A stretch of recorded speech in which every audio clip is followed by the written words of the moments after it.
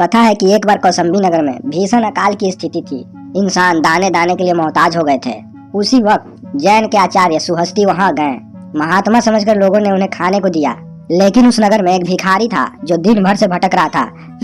लेकिन किसी ने भी अभी तक उसे खाने को नहीं पूछा था, न किसी ने उसे कोई भी दान में कोई चीज दी।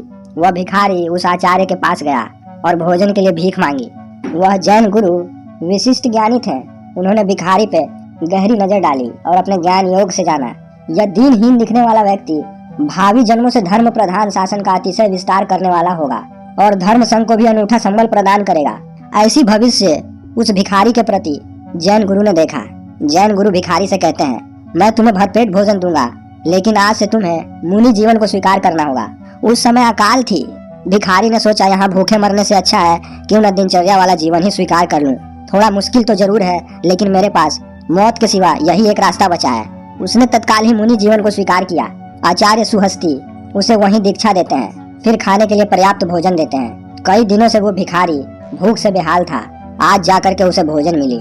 इतने दिनों के बाद उसे भोजन मिला था, इस वजह से उसने भोजन इतना ज्यादा अधिक कर लिया कि श्वास लेने की भी जगह नहीं बची थी उसके शरीर में। श्वास लेना एक जंग लड़ने जैसा मुश्किल काम बन गया था उसके लिए। वायु संचार रुक गया। उसके हृदय में बंद हवा इकट्ठी हो गई और उसकी मृत्यु वहीं हो गई। उसका फिर से जन्म हुआ।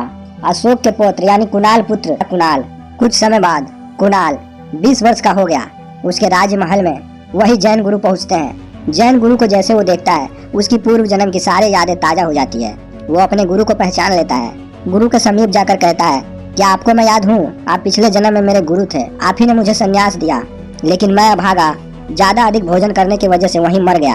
कृपया करके इस जन्म में भी आप ही मेरे गुरु बन जाएं। संसार में सभी लोग अपने अपने कर्म के अनुसार विभिन्न जगह जन्म लेकर भ्रमते रहते हैं। यहाँ कौन कब क्या बन जाएगा कहना कठिन है।